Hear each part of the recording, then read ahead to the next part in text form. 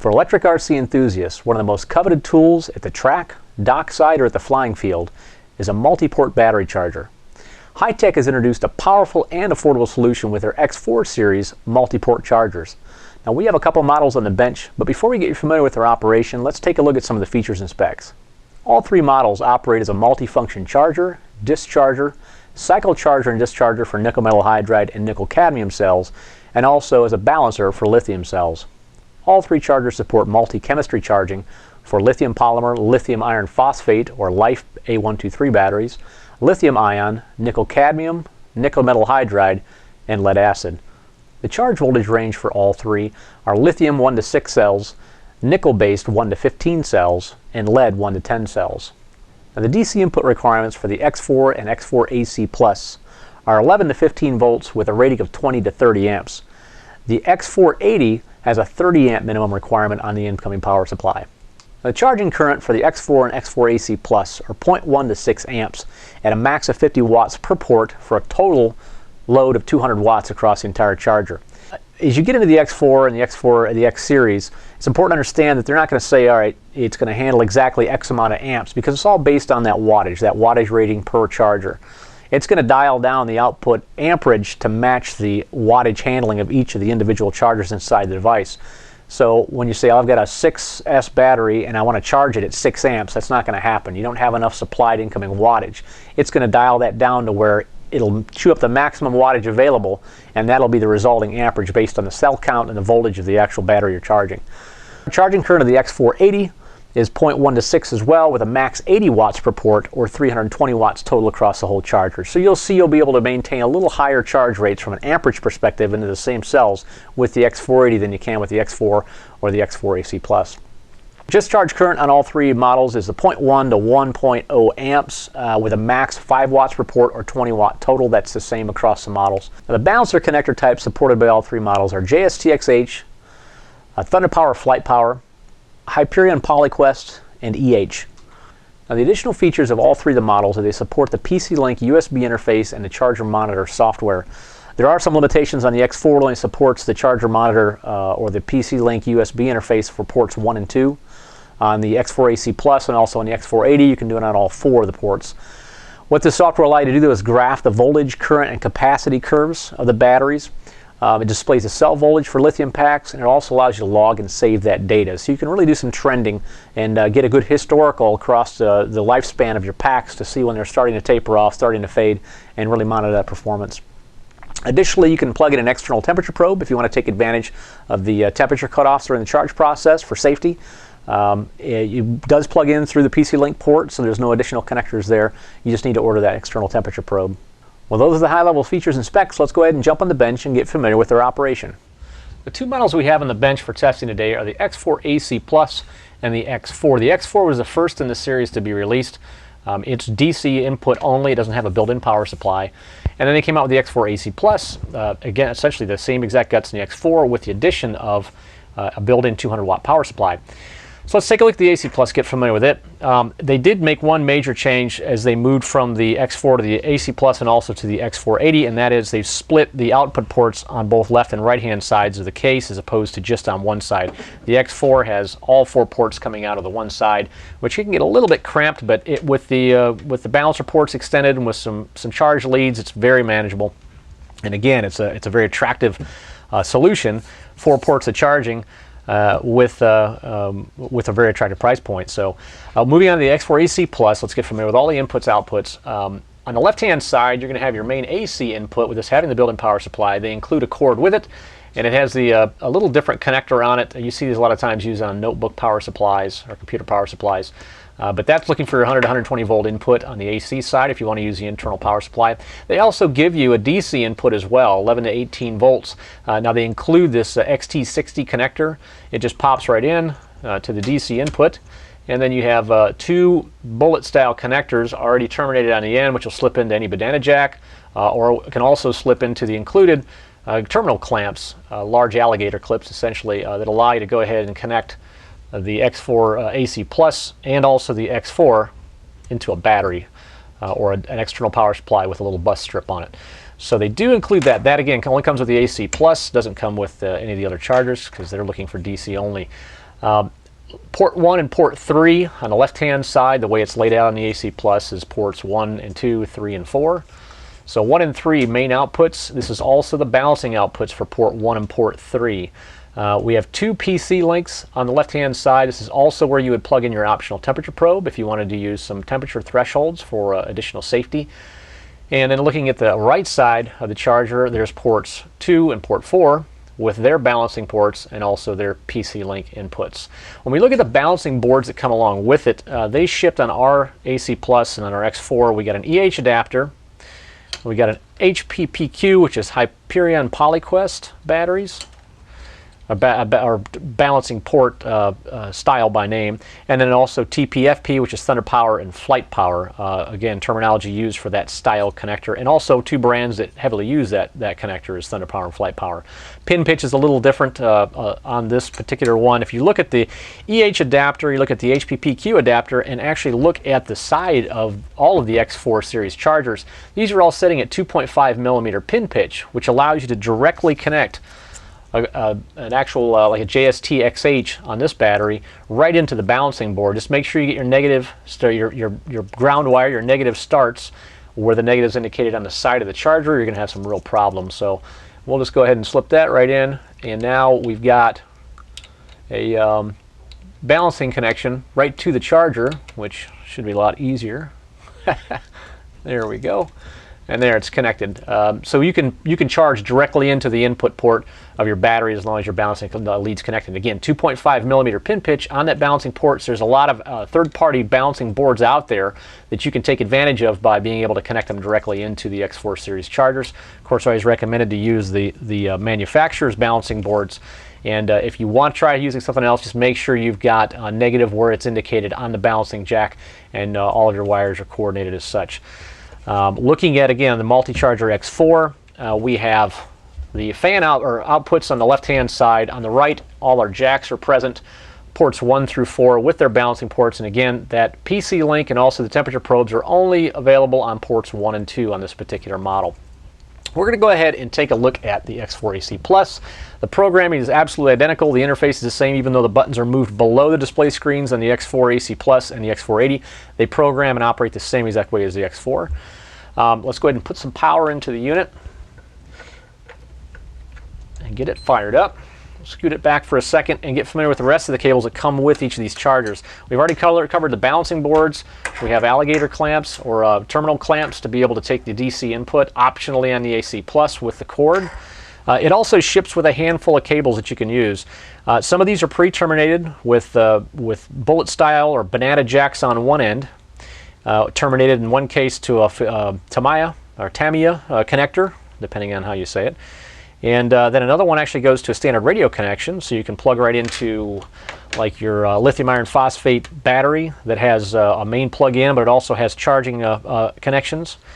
Smaller charging connections like this 2000 milliamp 4-cell pack nickel metal hydride, the only wire coming in is just a radio connection, so you'd actually plug in and charge directly through that. All you need to do is plug the other end in. In this case, they've already got it pre-terminated, but of course you can always make your own connections as long as you observe the polarity. In this case, we took a couple of them and put our Dean's Ultra plugs on the end, so we're now ready to connect to most of our test batteries. And you can get inventive too, or creative. Some of the smaller packs, like this little 2-cell 300 milliamp battery, has a JST style connector on here, also called a BEC connector. So we just picked up one of these and terminated it out to a Dean's. So now we're using one unified output cord, which is our preference, because in the field then we know we're not stuck without having the right cord. We put the small adapter in, and we're all ready to go. We can charge through the Dean's plug, and of course it has a balancing lead on there. And since the X4 series will charge all the way down to a single cell, we went ahead and created a Dean's to a little tiny micro cell battery connector. We harvested one of these out of an old project and went ahead and soldered it onto a Dean's connector, and now we can go all the way down to a little tiny micro battery like this Thunder Power ProLite 25C. It's 160 milliamp. Now the really cool thing about this is most of those small portable chargers will only do up to about maybe a ½ amp on charging on the high side. So 0.5 amps is what they'll charge at. This battery can actually handle a max of 5C charge rates.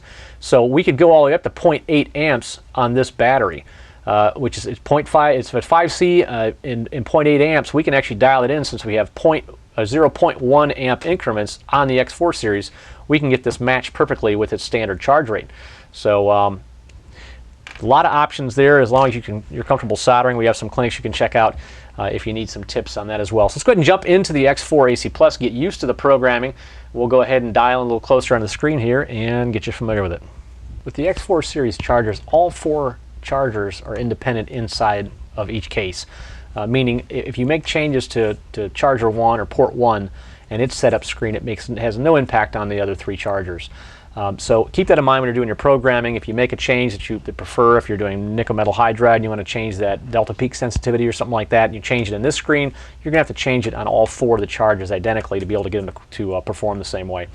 So looking at the layout, you've got your screen and then of course 4 buttons underneath: battery type, decrease, increase, start, stop, status left and right, and enter. Depending on the screen that you're in or the programming mode that you're in, you're going to use either the guidance on the buttons themselves or down below. But what you'll start finding is that, start and enter, your execute, changing your selections are in the middle, and the decrease, increase, or the status, and then of course your battery type, stop, is the one you're going to go to make major mode changes. So let's go ahead and look at that first. The nice thing about all the X4s is you can get up and running really, really fast. So say we're sitting here on the base screen, and we've got some different amperage settings on these, but they're all set to LiPo charge. We'll go ahead and grab a battery. We'll get the balancing board connected for it. We'll grab a Thunder Power 2700 milliamp 4S battery. And first thing I'm going to do is plug in my connector. Make sure your charger is always powered before you connect your batteries. So power it up first, and then we're going to go ahead and pay attention to what we're doing. Throw in the main cord or the main pack.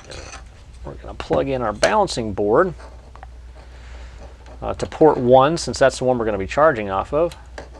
And there we go. We'll go ahead and plug in our TPFP to 4S. So on our board we have the 4S indicated, and this is a 4S pack. Make sure that's correct. There, we're plugged in. So there, we've got a battery plugged in and we're ready to go. So again, very easy and very quickly. If you're setting on the wrong type of battery, all you do is go through your battery type. And program select means which type of battery chemistry you're going to select. We're doing lithium polymer. We'll show you real quick. We have the option of LiPo, nickel metal hydride, nickel cadmium, our lead acid batteries, and then it gives us some other root menu options. Save data for saving a preset, loading a preset, and then also, of course, user set program. Program allows you to go in and make some base level changes to each of those different battery criteria. Like I said, millivolt, delta peak millivolt sensitivity, cutoffs, things like that.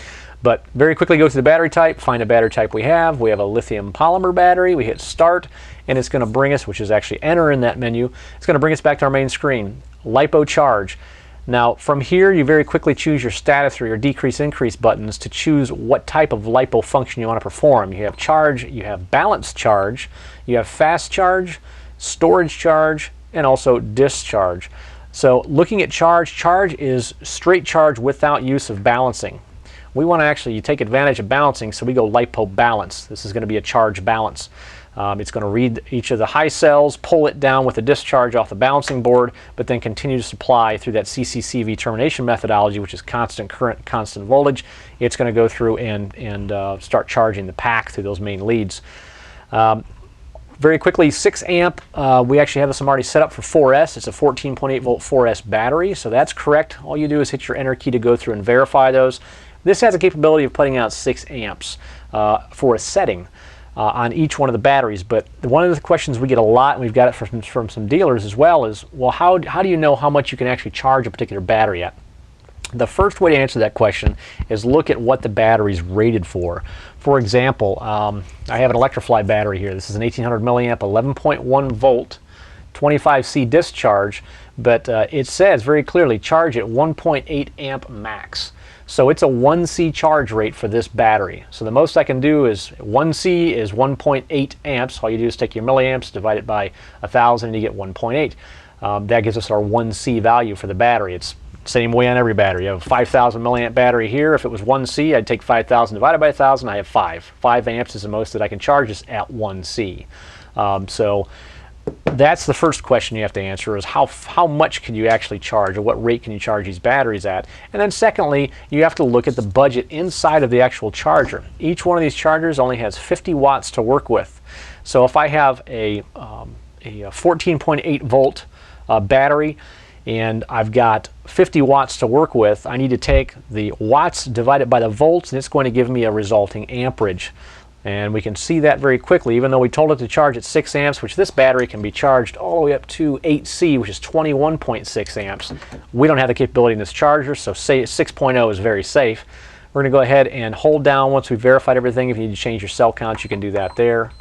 We verified 6 amp 14.8 LiPo balance charge. We're good. Hold down start to execute. It's going to very quickly read the battery, read the balancers, and say, all right, I read 4 cells in series, and you set it at 4 cells in series. If this is ever a mismatch, you always want to make sure, if it's a mismatch on the right hand side, verify that that's what the battery is specified for. If it's a mismatch on the left hand side, you're like, no, I know this is a 4S pack and it should be reading 4S in series. What's going on? You may have either an issue with your connection itself, the battery connector, or you may have an issue taking place with your battery. This is where we step back one and talk about very briefly being able to check your LiPos. They offer a lot of little cell, like this is a cell match. It's a voltage checker, and it's also an integrated balancer. Here's another one that does just in each of the individual cell voltages. These things are invaluable. You can get them for less than 20 bucks, and it's going to really tell you what's going on with your battery.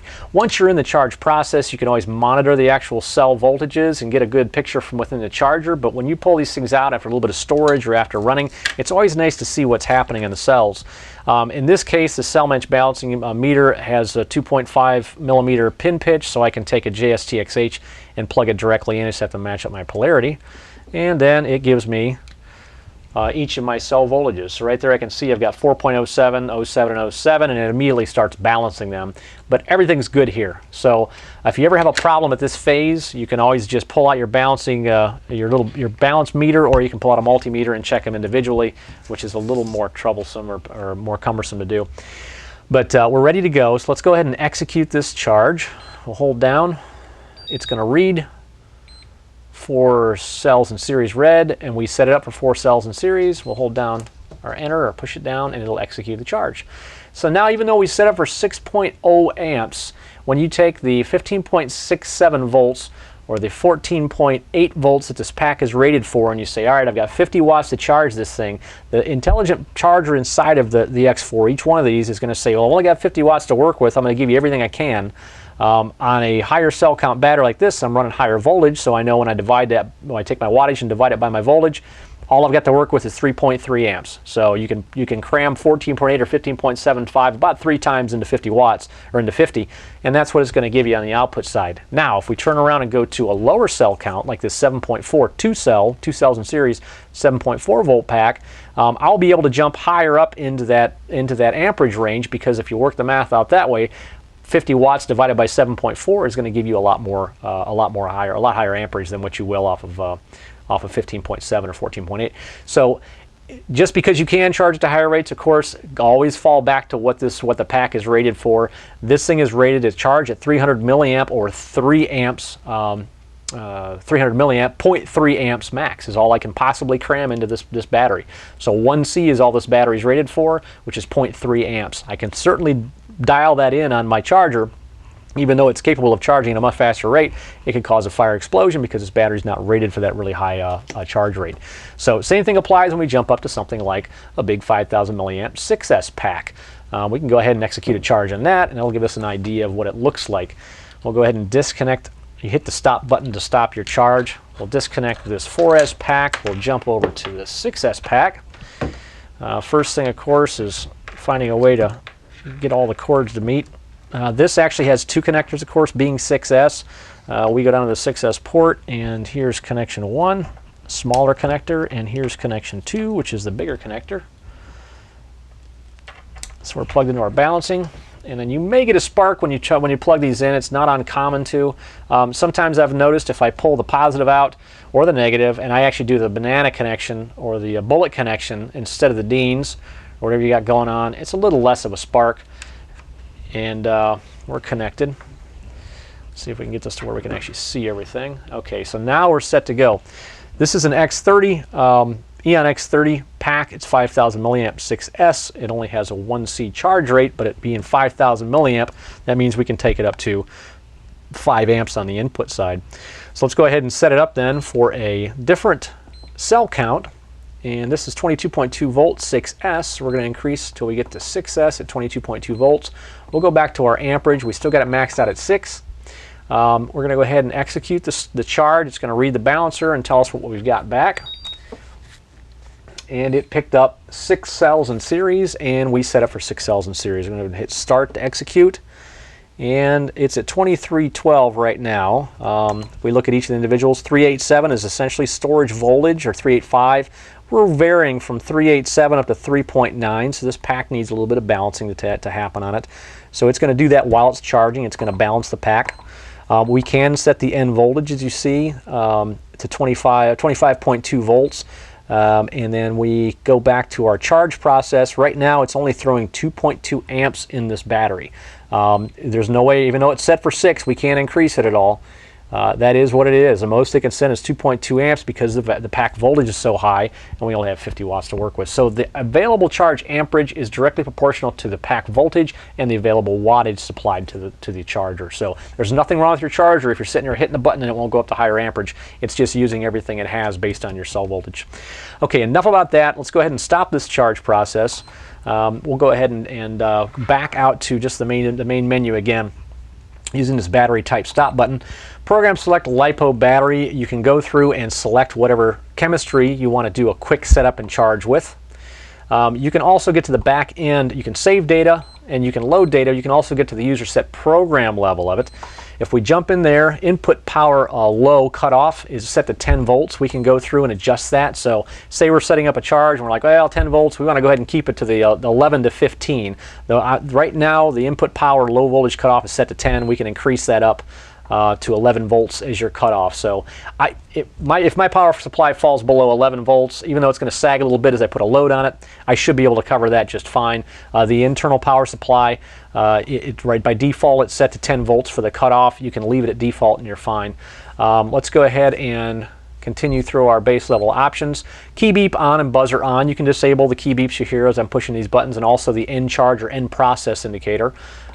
We have capacity cutoff is on at 5,000 milliamp. Now this is an interesting safety feature as well. As you go through and charge your battery, if you've got a 5,000 milliamp pack, you know you could never be able, or you should never be able to pack more than 5,000 milliamps in it because that's what it's rated for. But by all rights, if you take it down to 20% capacity, you shouldn't be packing more than 4,500 milliamps into this battery roughly. Ever, and that's just on the outside that it was really low or dip bomb below, which you shouldn't ever go below voltage. You can go through and set that cutoff. Right now it's set to on at 5,000 milliamps. So no matter what I'm charging, it'll never put more than 5,000 milliamps in. It'll cut it off because it knows we've told it that that's unreasonable. If you have a pack that has more capacity, you can certainly take it up. If you have a very small pack, you can adjust it down accordingly. So if this is the one you use for maybe your 1,300 milliamp packs, you may set your maximum milliamperage to 1,100 milliamps and then cut off after that because something's wrong. And likewise, you can set all your different chargers up accordingly. We'll go ahead and take that back up to 5,000 milliamp. That's what it's defaulted at, and I'm not setting these up permanently. We'll go ahead and go through and continue through our options. Safety timer as well. How many minutes does it actually charge? If you work out the calculation of how many minutes it takes, and we have a calculator on our website, also on our mobile app, that'll tell you how long it takes to charge a battery at a given C rating. That should be your safe outside. Maybe add 5 minutes to it or 10 minutes to it if it slows down at the end when it's doing the CV portion, the constant voltage portion of lithium charging. It may take a little longer as it balances out those cells and brings that voltage up, and the internal cell resistance is a fairly linear process. It may take a little longer to top off that battery. So you can bump that up a little bit, but again, it's a safety timer. You should never have to charge a pack, say for example 11.1 volt 1800 milliamp pack, should never take more than 45 minutes to charge. So I could set this thing at 45 minutes and say that's it, cut it off at 45 minutes, and I'll see what's going on then with my cell voltages. Continuing down through, when we do a charge to discharge cycle, like on a nickel metal hydride or a nickel cadmium, you have a waste time, and that is as you slam those cells in a discharge or charge function, It excites the chemistry inside the cells itself, and it takes time for those cells to level out.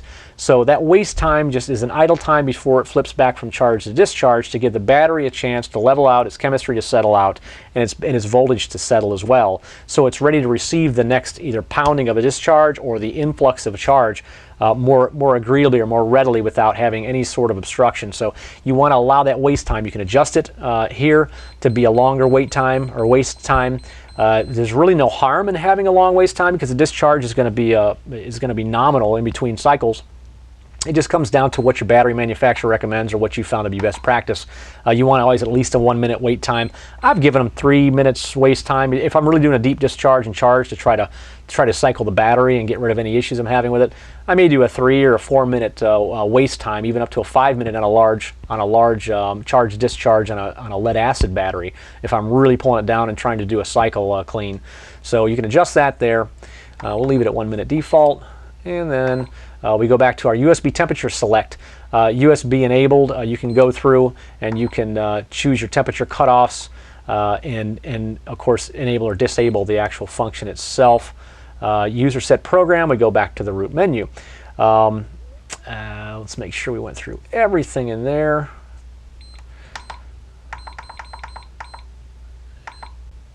There we go, nickel cadmium sensitivity, delta peak. By default, you're going to go through and have about 5 millivolt delta peak sensitivity. If we increase out of the default, we've got 5 millivolts per cell. This is when delta peak is delta charge peak. When you're charging a nickel metal hydride or a nickel cadmium battery, it's going to ramp up, and what happens is it gets right to peak, right at the max charge curve. Its voltage is going to start dropping. So what you're looking at now is the charger's ability to actually detect when that voltage begins to drop, indicating that you've reached maximum capacity on the battery. The higher the number, 5, 6, 7 millivolt, means you need a higher variation in that voltage drop from, because it'll kind of blip along the top. It'll start dipping a little bit of voltage, come back up and dipping a little bit. It's looking for that variance. Once it hits a 5 millivolt variation from its current voltage down to a drop, it's going to say, all right, you're at capacity, that's enough, we're reaching the ceiling. As you increase that number, it becomes less sensitive. So it's not like the higher number is more sensitive, the higher the number is less sensitive to that actual peaking off of the voltage. So you can go through and change that to a higher millivoltage setting. They allow you to go up to 20 millivolts. I can tell you right now, most batteries, you would roast the thing. It would just absolutely boil in its case at a 20 millivolt sensitivity. That's, again, most batteries. There are exceptions out there, so always consult your battery manufacturer's recommendations. 5 millivolt is pretty standard. I've seen some people do as little as 3 millivolt on batteries with very, very low cell resistance. It tends to be a little more easily indicated at the lower millivoltages, but typically 5 is a pretty average setting, and I've seen some people run 6 and 7 millivolts. A lot of people do their actual charging off nickel cadmiums off of delta temperature as well as delta peak, swearing by the fact that at X amount of degrees the battery is actually maxed more clearly than the millivoltage sensitivity off of delta peak. But either way, you go in and make your adjustments here. Again, always follow those battery recommendations, battery manufacturer recommendations. Nickel metal hydride sensitivity can be set separately. Again, same exact concept. Always look at your cell recommended specs for delta peak cutoff. And then we're back to our base program. We can go through also, we've figured out that when we do a program select, we can jump into the different chemistries. Save data is the last thing. We'll go ahead and start here. This is our save slot 1. We choose the battery chemistry, we choose the voltage, and we choose the milliamperage. So save 1, we can do a LiPo, and we can make it a nickel metal hydride. We could say that it's, let's see, a 7.2 volt 7.2 volt nickel metal hydride with a 3,000 milliamp capacity. And we'll go ahead and hold down start to execute that one. It'll beep. Nickel metal charge, minimum current 1.6 amps. We can go through, and it's actually manual right there, manual mode as opposed to automatic. We can adjust that final current rate, charge rate. And when we get it where we want it, we can go through, hold down our stop or enter, and it saves it. And now slot number 1, when we go over here to, we'll choose battery type. We'll go into LiPo, we'll select it. LiPo charge 2.2 amp. Let's change this around so we know we're getting a different setting. We'll enter in, we'll make it a 18.5 volt 5S battery. We've just made changes, but if we go back through and we say, let's go ahead and load a program. Load data, execute, load 1, there's our nickel metal hydride, 7.2 volt, 3000 milliamp capacity. We'll go ahead and hold down, enter, and it's going to load that program, and now we're ready to charge again. So that's how you easily store and then recall each of those settings within, again, 5 per charger. You got 5 separate and independent setups that you can create for quick recall. Other than that, we've pretty much covered the base functions and a lot of the advanced functions of the X4 series. You do have the ability to, as we mentioned earlier, to use the charger software and monitor the actual charge process within your USB connected PC, and do some saving of that data and recalling of that data as well. But again, the great thing is, the advantage being is you've got a 4-port charger out at the field.